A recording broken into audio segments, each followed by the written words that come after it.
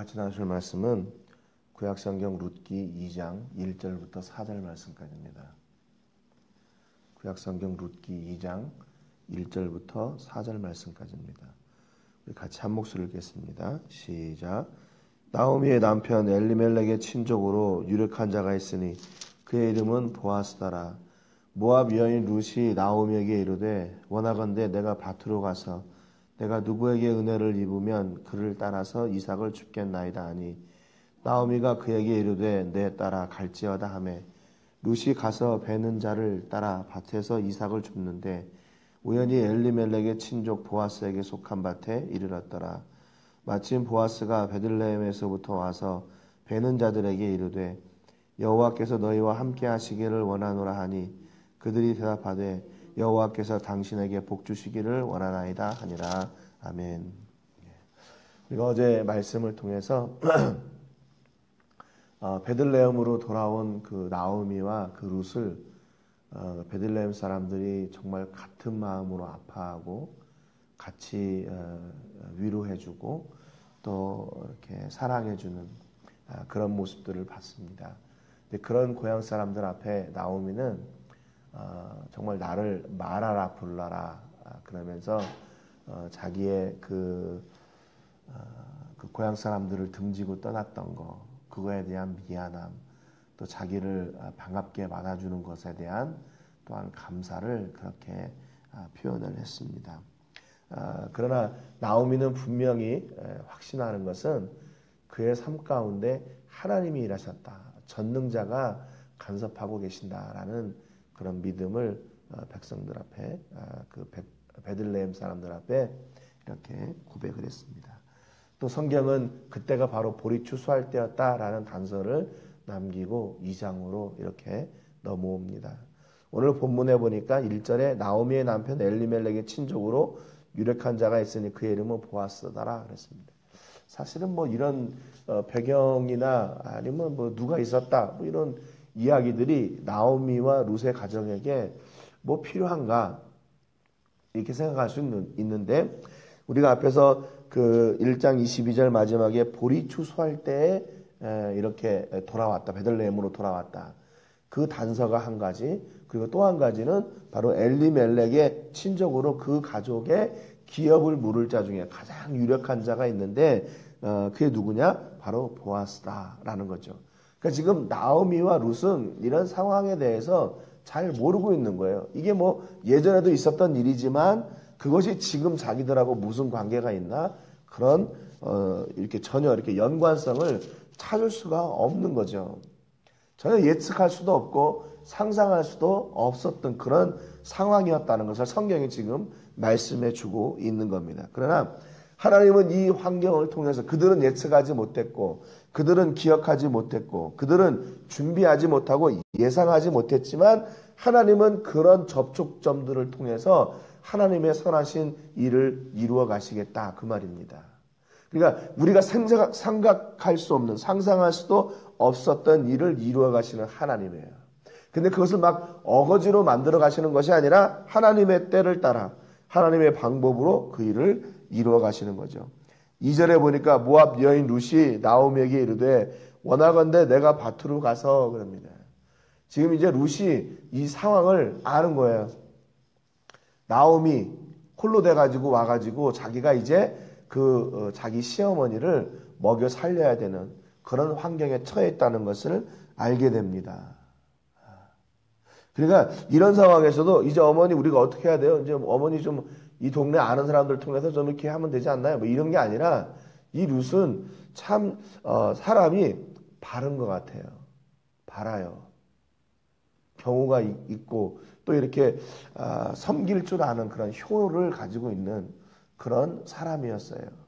신뢰도 있고 의리도 있고 이렇게 섬기려고 하는 마음도 있고 생활력도 강하고 참 정말 좋은 며느리인 것 같아요. 그래서 내가 이제 밭으로 가서 내가 누구에게 은혜를 입으면 그를 따라서 이삭을 줍겠나이다 그렇게 얘기해요. 그때가 추수 때였으니까. 그러니까 이게 지금 하나씩 이렇게 맞아 들어가죠. 추수 때였으니까 남에게 어떤 이렇게 손을 벌려서 이렇게 뭐 꾸거나 그런 게 아니라 자기들이 이렇게 생활을 책임질 수 있는 그때였다는 거예요. 그때 룻이 그거를 놓치지 않고 또 나가서 내가 누구에게 은혜를 입게 되면 그 이삭을 줍고 그것을 통해서 우리가 이렇게 그래도 생계를 유지할 수 있게 제가 그렇게 하겠습니다. 그러는 거죠. 여기 지금 룻이 내가 누구에게 은혜를 입으면 그러잖아요. 이 은혜라는 말은요, 히브리 말로 첸이란 말인데 은혜, 호의, 즐거움 그런 뜻이에요. 근데 이게 어디서 이 말의 어근은 카난이란 말이에요. 동사에서 왔는데 이 카난이란 말은 동정심을 갖다, 자비를 베풀다, 공정하다, 공급하다 뭐 그런 뜻이에요. 그러니까 이 은혜라는 것은요, 두 가지 측면을 가지고 있어요. 뭐냐면 내적인 측면하고 외적인 측면이에요. 내적인 측면은 뭐냐면 마음이에요. 마음. 그러니까 동정심, 그러면 호의 또는 그런 자비 뭐 이런 거. 그 내면에서 일어나는 은혜예요. 내적인 거. 그리고 외적인 면은 뭐냐면요, 그 마음 때문에 일어나게 되는 외적인 것들이에요. 여기 동사에서 말했듯이 공급하는 거, 예?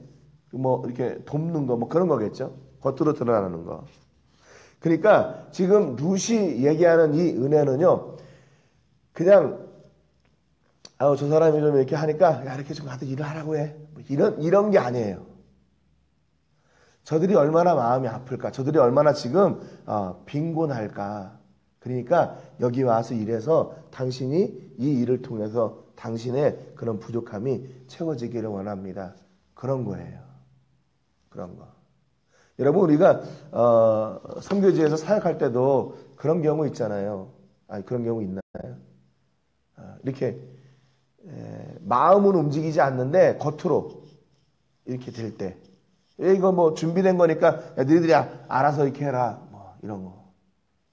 우리는 그걸 늘 주의하기 때문에 그런 경우는 거의 없지만, 마음은 움직이지 않는데 몸만 야, 이렇게 아니면 마음은 있는데 겉으로 드러나는 거는 또 그 반대로 되는 것도 있나요? 그러니까 룻은 정말로 그런 동일한 은혜를 받기를 원하는 거였어요. 그러니까 내면에서, 그리고 그 내면에서 발로 된 그 외적인 은혜까지도 함께 바라는 거죠. 여러분, 우리가 가지고 있는 믿음도 마찬가지예요. 믿음도 마찬가지예요. 하나 가지고 우리의 내적인 믿음과 그 외적인 믿음의 표현이 있어요. 여러분, 믿음은 다 된다 그렇게 생각하잖아요. 아니에요. 믿음은 다 돼. 그것으로 끝나지 않아요. 믿고 살아야 돼요. 사는 삶의 현장이 있어야 됩니다. 믿는다는 건, 내면적인 건 뭐예요? 내가 예수 그리스도를 나의 구주로 모시는 거예요. 그 십자가의 은혜를 내가 누리게 되는 거예요. 그러면 외면적인 믿음은 그 내적인 믿음이 바깥으로 드러나는 거죠. 내가 예수님 때문에 살고 그 예수님의 되고 그분의 말씀이 드러나게 되고 그분의 성품이 드러나게 되고 그분의 사랑이 드러나게 되고 그분의 은혜가 드러나게 되는 것. 그게 바로 외적인 믿음이에요. 믿음도 마찬가지예요. 우리가 믿었다 그냥 말로 끝나는 게 아니에요. 믿음의 현장이 분명히 있어야 됩니다. 룻도 자기가 그냥 사람들에게 동정심으로 그냥 사는 거 그걸 원치 않았어요. 진짜 정말로 하나님의 은혜라면 하나님 그런 동정심이나 이런 걸로만 말고 그냥 겉으로만 드러나는 거 아니면 마음으로만 드러나는 거 말고 실제 이 모든 것들이 함께 동행하는 그 은혜를 주세요. 그렇게 기대하고 그 하나님의 은혜를 기대했던 겁니다. 그 은혜만 완벽한 은혜예요. 그 은혜만 완벽한 은혜. 그렇기 때문에 우리가 나눠야 될 은혜도 바로 그런 완벽한 은혜예요. 특별히 이웃을 섬긴다든가 돕는다든가 아니면 선교지에서도 역시 마찬가지로 그런 삶, 우리의 마음까지도 함께 드려지는 것이어야 돼요. 우리의 마음까지도. 그 3절에 보니까 룻이 가서 베는 자를 따라 밭에서 이삭을 줍는데 우연히 엘리멜렉의 친족 보아스에게 속한 밭에 이르렀더라 그랬습니다. 여기 지금 보면요, 계속 하나님의 역사가 지금 이루어지고 있는 것을 봐요. 아까 룻이 뭐라고 고백했나요? 2절에 보니까 내가 누구에게 은혜를 입으면 그를 따라서 이삭을 주겠나이다 그랬어요. 그러니까 이 룻을 초청하고 인도하는 사람이 있어야 돼요. 어디 오늘 가면은 어디 가서 보리 이삭을 줍는데 너 같이 가서 우리랑 그거 하자. 그런 마음으로. 그러니까 분명히 베들레헴 그 동네 사람들이 그 성읍 사람들이 분명히 그랬겠죠. 룻에게. 우리가 좀 가서 어디 일하고 싶은데 어디 일할 데가 있을까요? 야 걱정하지 마. 오늘 저기 그 보아스라는 사람 집에 지금 보리 추수하는 날인데 거기 가서 우리 가면 우리가 이삭을 줄 수 있어. 함께 가자. 이런 거죠. 그래서 그렇게 인도하는 사람도 하나님께서 만나게 하셨어요. 그래서 갔습니다. 거기에 가서 이삭을 줍는데 거기 성경에 보니까 우연히 엘리멜렉의 친족 보아스에게 속한 밭에 이르렀더라 그랬어요. 그 인도한 사람이 그 인도한 그 밭이 어디예요? 보아스의 밭이에요. 보아스가 누굽니까? 1절에 얘기했던 바로 엘리멜렉 그 나오미의 가족의 기업을 물을 유력한 사람 보아스였어요. 여러분 그러니까 지금 성경에서 1장 22절부터 보리 추수 때다. 보아스가 있다. 그리고 그 보아스의 밭에 가서 그 일을 하게 되었다. 이게 모든 게 지금 하나씩 착착착착 맞아 들어가고 있잖아요. 이게 지금 나오미가 만든 일입니까? 룻이 만든 일입니까? 아니에요. 이 사람들이 만들어낸 게 아니에요. 하나님께서 그 일을 이루어 가세요. 그런데 성경의 3절 그 가운데는 우연히라고 기록하고 있어요. 이게 우리가 생각할 때는 이거는 우연이라고 밖에는 이야기할 수 없죠. 그러니까 우연히 일어난 일처럼 보여요. 이 히브리 말로 우연이란 말이 미크레란 말인데 이게 진짜로 우연히, 운명적으로 아니면 운 좋게 그런 뜻이에요. 그러니까 이게 다른 걸로는 표현할 수가 없는 거예요. 우리의 말로는. 왜? 하나님의 선하신 섭리라는 그 역사 가운데 그 사실을 그 현장에서는 모르니까. 이게 어떻게 이렇게 하나같이 이렇게 착착착착 들어맞을 수 있을까? 이거는 우리가 말할 때는 우연이라고는 밖에는 이야기할 수 없죠. 여러분 그런데 이게 다 맞아도 만약에 보아스란 사람이 준비가 안 된 사람이면 어떻게 해요? 그 사람이 뭐 돈에 막 이렇게 눈독이 올라가지고 돈만 바라고 뭐 사람들은 아예 그냥 이렇게 자기의 돈을 버는 수단 정도로 여기거나 그런 사람이라면 기업을 물을 확률이 없겠죠. 뭐 아무런 의미가 없겠죠. 그런데 여기 4절부터 보니까요. 이 보아스가 어떤 사람인가를 쭉 기록해요. 4절 한 번만 볼게요. 한 절만 봅니다. 마침 보아스가 베들레헴에서부터 와서 베는 자들에게 이르되 여호와께서 너희와 함께 하시기를 원하노라 하니 그들이 대답하되 여호와께서 당신에게 복 주시기를 원하나이다 그랬습니다. 그냥 평범한 대화인 것 같아요. 여러분 그런데 여기에 여러 가지 내용을 이렇게 내포하고 있습니다. 한 가지는 뭐냐면 지금 보아스가 그 밭에 왔어요. 왜요? 그 상황이 언젠데 룻이 일하고 있을 때 온 거예요. 룻이 일하고 있을 때. 이것도 하나님께서 지금 이루어 가시는 거죠. 그런데 보아스가 와가지고 첫 번째 한 일이 뭐냐면 야 얼마나 일 많이 했어? 뭐 이런 게 아니라 여호와께서 너희와 함께 하시기를 원하노라. 그렇게 먼저 인사를 건네요. 먼저 인사를 건네요. 그럼 인사는 어떻게 해요? 아랫사람이 윗사람에게 먼저 인사를 하는 거죠. 그런데 보아스는 자기 밭에 와가지고 아이고 여러분 감사합니다. 하나님께서 당신들과 함께 하기를 원합니다. 뭐 간단하게 하면 샬롬. 그러니까 거기 있던 사람들도 다 같이 여호와께서 당신에게 복 주시기를 원합니다. 그래요. 여러분 이스라엘에는 두 가지 인사법이 있었어요. 첫 번째는 뭐냐면 만나면서 서로 평화를 비는 샬롬 그렇게 하고 이렇게 포옹을 하면서 볼을 비비거나 입을 맞추는 거예요. 그게 첫 번째 인사예요. 그리고 두 번째는 아주 격식을 차리고 둘이 서로 마주 보고 무릎을 꿇고 절하면서 그 존경과 그 인사를 하는 표현하는 그런 공식적인 인사 이런 두 가지가 있었어요. 그런데 이것은 그런 수준을 넘는 거예요. 그냥 어떤 아주 친근한 친구 사이에 하는 그런 인사, 그런 정도. 그렇게 되는 거예요. 그러니까 보아스가 거기에 자기 밭에서 일하는 사람들을 어떤 마음을 가지고 대하는지를 알 수 있는 거죠. 그냥 저 사람들은 내 그 밭에서 추수를 해가지고 다 팔고 이렇게 하면 나에게 돈을 벌어주는 그런 일당 뭐 이런 사람들 그렇게 생각하지를 않은 거예요. 그 이상의 수준으로 그들은 서로 이렇게 친밀한 관계를 가지고 있었던 겁니다. 그러니까 먼저 가서 그 사람들한테 인사하고 그 사람들은 또 이렇게 보아스에게 인사하고 그러는 거죠. 그러니까 보아스가 아주 인격적으로 따뜻한 사람이고 정말 그 안에 사랑의 마음이 있다 하는 것을 알게 되는 겁니다. 또 한 가지는 뭐냐면 그들에게 인사를 빌 때, 복을 빌 때 여호와께서 너희와 함께 하시기를 원한다 그랬어요. 그 중심에 하나님이 계신 사람이었어요. 하나님이 계신 사람. 이때가 어떤 시대입니까? 사사시대였어요. 사사시대. 여러분 잘 아는 것처럼 우리가 사사기를 그동안 같이 나눴잖아요. 어떤 시대입니까? 하나님을 모르고 우상을 섬기고 자기 뜻대로 자기 의지대로 그렇게 달려갔던 그런 시대의 사람들이었어요. 그런 시대였어요. 그런데 그런 시대에 이 베들레헴에 이런 사람들이 또 있었어요.